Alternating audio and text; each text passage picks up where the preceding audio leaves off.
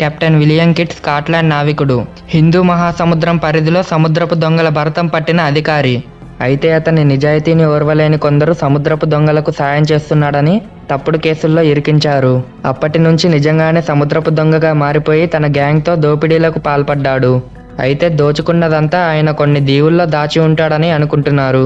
అందులో కొంత భాగం ఓక్ దీవిలోనూ దాచిపెట్టాడనే అనుమానాలున్నాయి.